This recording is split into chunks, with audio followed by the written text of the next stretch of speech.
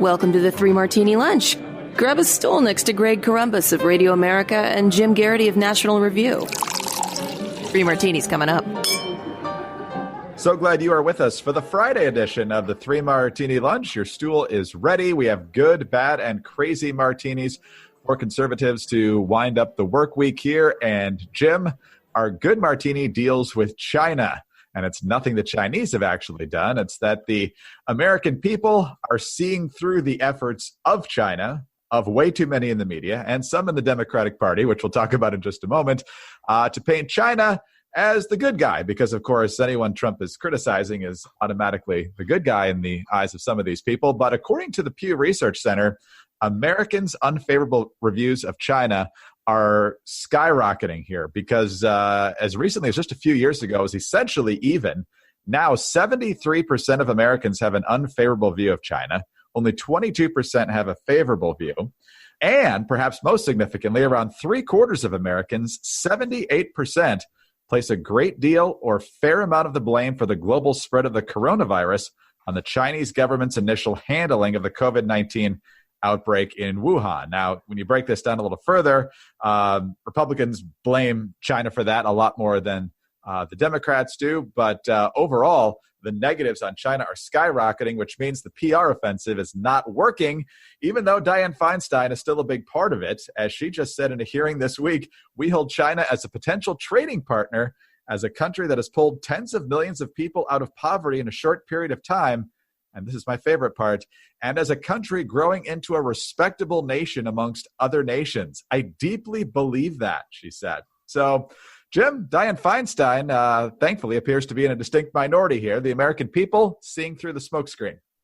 Yeah, and look, first of all, Dianne Feinstein is really getting up there in years, even by the standards of youngsters like Joe Biden and Bernie Sanders and Donald Trump and Mitch McConnell.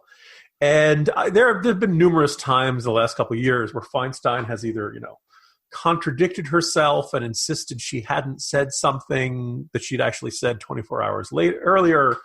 I kind of think this is time for Dianne Feinstein to hang it up.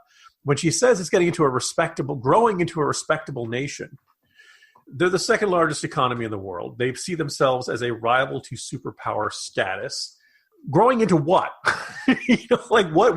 How much more growing does she think they have to do?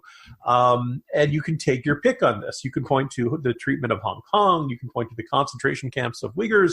You can point to their aggression in the South China Sea. You can point to the human rights record, trade, you name it. There's a whole lot to criticize about the Chinese. And yet, since the pandemic has begun, there are people who seem to view any serious discussion of the Chinese government's culpability, their attempt to downplay the risk, their insistence that it could not be transmitted from person to person for at least 3 weeks and possibly as much as 6 weeks, how much they were allowing their citizens to leave to other countries when there was a chance that they were infected. I am heartened by these poll results, and I'm deeply disturbed by the number of people who seem to believe any discussion of China's responsibility is de facto an attempt to get Trump off the hook. Look, the Trump administration made a bunch of mistakes during the course of this pandemic. Numerous governors made mistakes during the course of this pandemic. Numerous local governments have made mistakes over the course of this pandemic. There's plenty of blame to go around. But when you're looking at when did we have a chance to keep this genie from getting out of the bottle? When do we have this chance to stop this from turning into the global crisis that it is? Almost all of it involves China. By the time it was outside China, it was spreading too rapidly, and there just wasn't any chance of being able to put in an effective quarantine. That is, probably the most exciting bit of news of the week for me has been this op-ed that ran in the Wall Street Journal by Jamie Metzl. It would take a long time to go through Jamie Metzl's entire resume. The short version is just he is the walking embodiment of the Democratic Party's foreign policy establishment. Not a hard left guy, but he worked on the Senate Foreign Relations Committee under Biden, all kinds of think tanks, ran for Congress as a Democrat way back in 2004. The point is, this is not a Trump guy. This is not a right-winger, and this is not some nutty conspiracy theorist. This is the establishment. And he writes this op-ed where he basically says something very similar to which I've been saying for, probably since April, May or so, pointing out that, come on, you've got 2 facilities in the city of Wuhan that are researching coronaviruses in bats. And then out of nowhere, this novel coronavirus that originated in bats has an outbreak there. And he basically says, look, if this was if this was some outbreak because of nature, that if this was from some bats in some cave on the other side of China, we would have seen more cases of it before we saw the outbreak in Wuhan. Look at the Occam's razor. The simplest explanation is the one that is most likely. And it's interesting, on his website, Maxwell made the argument, said he got a lot of pushback from this, from a whole bunch of folks who really seem to think that by discussing this openly, he was making excuses for the Trump administration or something. We have to be able to walk and chew gum at the same time, people. We need to be able to do this. And the fact that the American people, look, Trump's poll numbers are not terrific by any stretch of the imagination, but large swaths of the American people can say, yes, I'm mad at Trump for what he got wrong, and I'm also very mad at China for what they did and their dishonesty in this. Thankfully, people are seeing this clearly, and I think it's kind of interesting. The great mass of the American people are able to keep these two ideas in their heads simultaneously, much more than our alleged Washington elites and much people who are allegedly much smarter than the average Joe are not understanding this as well as the average Joe does. Doesn't help their narrative, I guess. The Pew has favorable, unfavorable numbers on China going back to 2005. In the second Bush administration, it was plus 23 at one point, 52 to 29. And so now that they're underwater by 51 points, that is by far the most negative reviews of China by the American people, at least in the last 15 years.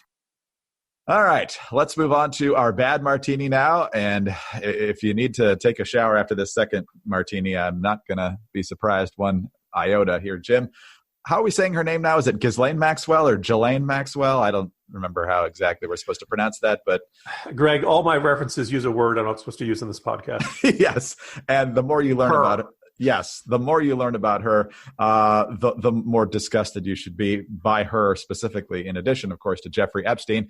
She was essentially Jeffrey Epstein's madam. She had girls recruiting other underage girls. And now, of course, she is facing federal charges. And so more information about this case is being released. And a deposition of Virginia Roberts, whose name has now changed to Virginia Giuffre or something like that, is out. She has done many interviews. That's the person that Amy Robach interviewed and ABC spiked for years.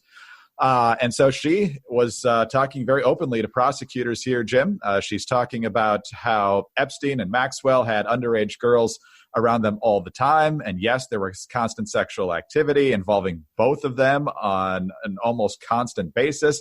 She also talked about the people that she said were on the island with her and who she was required to have relations with. Prince Andrew, Alan Dershowitz, who of course strongly denies it. And yes, Bill Clinton. She didn't say she had relations with Bill Clinton, but she said that he was there on the island. And so there's going to be much more talk about this, Jim, about them and other people who were there. There was an MIT scientist as well. What we're also seeing here is that Virginia had tried constantly, I mean, obviously going all the way back to the federal investigation in the 2000s, but also with the FBI in 2011, 2014. The photo now that a lot of folks have seen with her and Prince Andrew, she gave that to the FBI in 2011. Nothing happened. She also was in contact with multiple FBI agents in 2014, and she can provide plenty of emails to them, but not much in response to her, which suggests the FBI didn't have much interest in this case and what was happening to underage girls here, Jim. So this is getting extraordinarily ugly. And what do you make of the latest? Well, in addition to everything you laid out there, Greg, my eyes kind of popped up a little bit this morning when there was a tweet from Alan Dershowitz. I just want to point out, Alan Dershowitz, as the famous criminal defense lawyer, has not been my favorite person for a long time. In fact, I've generally disagreed pretty strongly with him. He was for a long time considered a man of the left, a Democrat, defender of Bill Clinton back during impeachment. He has taken a stance of stronger defense of Trump, particularly during the impeachment, that shocked a lot of his traditional friends and allies. I've never liked Alan Dershowitz. Alan Dershowitz is one of the folks who was mentioned as a friend and associate of Jeffrey Epstein, who may have been involved in some illegal shenanigans at his compound, etc. Alan Dershowitz vehemently denies all these accusations and insists that, he will be fully exonerated, etc., etc. He put out a tweet this morning that said, "I demanded release of all documents because they contain emails and manuscripts proving In Goofer's own words, that she never met me. This is the woman who accused her. I knew they would repeat her false accusations against me, Al Tipper Gore, and others, which her own lawyers admit are wrong. Greg, had you ever heard Al and Tipper Gore mentioned in the context of Epstein? Not until these documents. I didn't right? I mean, that almost. Wait, I'm sorry. Who did you just say? We may, listeners may recall that Al and Tipper Gore divorced a few years back. We'd heard about Bill Clinton a great deal in the quote unquote Lolita Express. And the idea, the number of times Bill Clinton had traveled on Epstein's plane, and Bill Clinton put out that statement, I barely knew the guy despite all those times I was on this plane. And our rather skepticism of this, as far as I can tell, Bill Clinton has never been subjected to a tough interview about exactly what his relationship was and dealings were. When you're a former president, I guess you never have to do those interviews, and thus you just leave those accusations just lie out there. But Al Gore, Tipper Gore, as one of my friends said this morning, I'm guessing Tipper Gore went to that island just to make sure no one was listening to inappropriate music. Look, it's possible Al and Tipper Gore have nothing to do with this, but I just my eyes just popped out when I saw that reference because, and I made this comment yesterday, and there were a handful of people who didn't like it. The vast majority of people understood what I was getting at. If you listen to this podcast, you're probably not going deep diving into the QAnon conspiracy theories. At least I hope you aren't. Look, these people really are cuckoo for Cocoa Puffs. I don't think there's that there's much of it there. They go crazy in their conspiracy theories. But let's make an observation. Jeffrey Epstein, Harvey Weinstein, R. Kelly, that crazy, I can't pronounce it, so I'll just spell the NXIVM that had the actress from Smallville that was recruiting girls into these abusive cult-like groups. Look, it is not exactly unthinkable that lots of people would then choose, having heard all these horrible stories about these really shocking, jaw-dropping tales of secret abuse by people who are rich and powerful and famous, that people would choose to believe that rich and famous and powerful people who they already don't like are involved in some sort of evil, nefarious sexual criminal ring. And again, this the existence of one situation of abuse does not prove another. I am glad that this investigation of Maxwell is proceeding apace. I have a feeling we have not heard the last of this. But for people who have had a conspiratorial mindset, it's because I made that statement. A couple of people said, no, you don't have to give QAnon credit for it. No, I didn't give QAnon credit for anything. All I said was, in light of real life, actual sexual abuse and circumstances like this, I can understand why people believe that more of these things exist. These are not as unthinkable. Whereas maybe 10 years ago, 20 years ago, 30 years ago, you would have said, oh, good heavens, they would never be involved in something like that. I hope this proceeds apace. My sneaking suspicion is that there will be more revelations.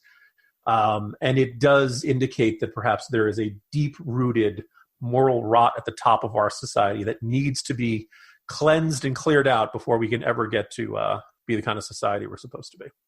Jim, this is not just an excuse to bring up Disney CTU, but honestly, what was the FBI doing during those years? They clearly weren't taking threats about the Tsarnaev brothers seriously. They weren't interested in threats that the Pulse nightclub shooter wanted to blow up Disney, other threats that they gave cursory look to around that time, and now no interest in Jeffrey Epstein, maybe because the case had already been adjudicated in some ways a decade earlier, but still, I mean, the idea that he was running this massive sex trafficking operation should be of some interest to federal authorities, but once again, they got distracted by something else, I guess. It is inexcusable. I'll only add one note of explanation. My suspicion is that post 9/11, you were probably getting, hey, I saw a guy who I thought was Muhammad Atta, coming here the other day, and he said he was going to blow something up. My guess is you get a lot of crazy chatter, false accusations, guys who are nutty, guys who have a grudge against somebody and want to get them in trouble with the cops. My guess is you're whenever the police want information about tips about a potential terror attack, you got to sort through a lot of chaff before you can get to the wheat. And my guess is, but anytime there's some sort of sex abuse scandal, you're probably going to get a lot of folks. The other thing, which was an observation during the whole Me Too uprising, or however you want to characterize that, from a few years ago, there was an observation that sometimes people who are predatory will seek out those who are already having, let's say, mental instability or some sort of issues. And then they will do their predatory things, and this person already has a reputation for being a bit nutty or something like that. Or there's other reasons people would not put much credibility in their accusations. So I don't know if that was what does it work in this case, but I think you're right. I think there's no two ways about it. The FBI has fell down on the job on a whole variety of really important issues that are basically the purpose of their existence. With that in mind, I suspect the job is tough, and there's probably a lot of inaccurate accusations you have to sort through before you can find the ones that lead to actual crimes. Let's move to something else for our crazy martini here. Jim, there's no way to get around having stupid people in our society, but it's becoming frustratingly common now for the stupid people to win, and that's not a good thing for any of us. Latest example comes to us from Michigan. This is from the Daily Caller. The owners of a Michigan bed and breakfast have removed the Norwegian flag from their property after several people in town mistook it for the Confederate flag. Greg and Kirsten Offenbecker have been flying the Norwegian flag next to the American flag at their inn, the Nordic Pineapple, for 2 years to honor Kirsten's heritage, the Lansing State Journal reported. This is in St. John's, Michigan, which is a little bit north of Lansing. They decided to remove the flag last week after getting hateful emails and comments from people who thought it was a Confederate flag. This is a couple where the husband, Greg, served in the Navy during Desert Storm, and the couple has 2 adopted black children. Jim, for those who don't know, although I'm guessing most do, the Norwegian flag, just like every other Scandinavian flag, is a cross of multicolors. It shows the cross is blue with a white border, and then the rest of the flag is red. For anybody who's got a modicum of common sense, they know the Confederate flag has diagonal bars with stars on them, hence the stars and bars. And I'm not really sure you can help a lot of people who can't tell them apart. So the sad part, of course, is that these people who did nothing wrong are forced to take down the flag except on special occasions now. And the people who know nothing end up getting what they want. So my first question, Greg, do they have pineapples in Nordic countries? You got a hotel, you're calling it the Nordic Pineapple? Is it kind of like the tropical igloo? I'm just kind of left. I get that. But anyway, fine, yes. So I'm reminded of the example, I want to say it was out in Arizona or someplace like that, where there was some sort of bar, I think it was an Irish bar, and they had a picture of coal miners on the wall. And the coal miners had a lot of soot on their faces. And there was, I think it was probably from back in Ireland or someplace or somewhere over in England, and the whole gist was, hey, coal miners. But somebody looked at that and basically had this vibe of, hey, that reminds me of blackface. It offends me, therefore you should take it down. And the restaurant heard the complaint and said, no, that's a picture of miners. And this guy wrote a whole op-ed, I want to say in the Arizona Republic or something like that basically took this rather vehement stance that this restaurant had disrespected him and not take, because they had this infuriating stance of saying, well, no, that's not a picture of blackface. There's nothing offensive about it. We're not going to take it down. You don't have to like it, and we'd hate to see you go as a customer, but we're not taking the picture down just because it offends you, particularly because it's not blackface. It's a picture of some miners who have been down mining in coal or something like that. I think it's your responsibility to understand what you're looking at. I think that's on you. I think if it reminds you of something else that is different that offends you, well, that's on you. That means the issue is in your head. Could one flag or another be mistaken for the stars and bars? I suppose. But once you're told, no, that's the Norwegian flag, unless you have some sort of vehement anti-Norwegian stance, you basically have to say, oh, okay, my mistake, I'm bad. That thing's fine. I'll go off and not worry about this so much. Unless you've got some vehemently anti-Norwegian stance, you really don't have a legit gripe against the Norwegian, and that's where we are. That's the situation. This is what should come to pass. Maybe in the similar vein, Greg. I don't know if you saw the news. Trader Joe's, yes, which is where my wife does the vast majority of our grocery shopping, and everything in my house is Trader Joe's, which means starting in about September, every item in my kitchen is pumpkin spice in one form or another. The pumpkin spice braised beef is a little unusual, but anyway, so you get the idea there. And Trader Joe's has its the shtick is that Trader Joe goes around the world to get you the best groceries he can possibly.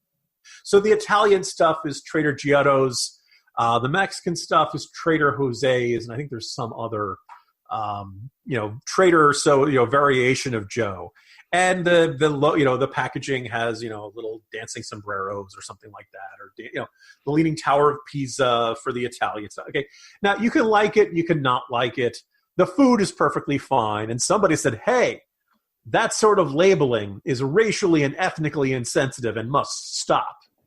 And Trader Joe's, apparently initially there was some sort of an understanding that, well, because of this petition demanding they rename that, Trader Joe's is going to, take these products off the shelves. And in the last couple of days, they have said, no, they're not. We have yet to encounter anyone who's actually offensive by this. We sell our products based on whether people buy them and whether people think they're good and like the product. Everyone seems to like these things. This is the first we're hearing of the complaint.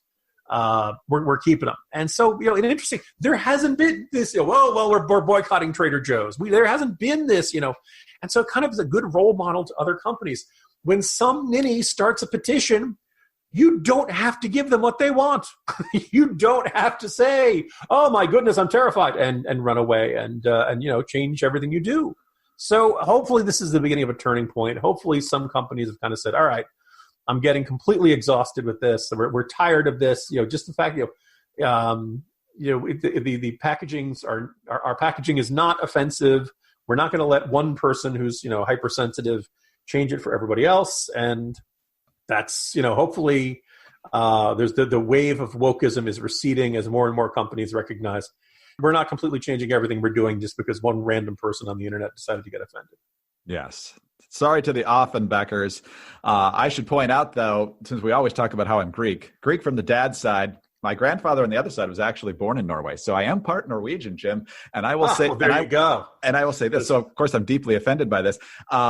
Eat the dinner with the Greek food and then have Scandinavian dessert along with the Greek dessert. The actual entrees, you're definitely going to get a better deal from the Greeks. But Danish and the pastries, absolutely make sure you get some of that from the Scandinavians because they do know I would what they're say doing. Not into the lutefisk and all that kind of stuff? No, not at all. Not at all. But still, the flag's fine. So good luck to the bed and breakfast there. Jim, let's pause the insanity till at least Monday. See you then. See you Monday, Greg. Jim Garrity, National Review. I'm Greg Corombos of Radio America. Thanks for being with us today. Please subscribe to the 3 Martini Lunch. Leave us a kind review with 5 stars. Get us on those government surveillance devices. All you have to say is play 3 Martini Lunch podcast. Have a great weekend, and please join us on Monday for the next 3 Martini Lunch.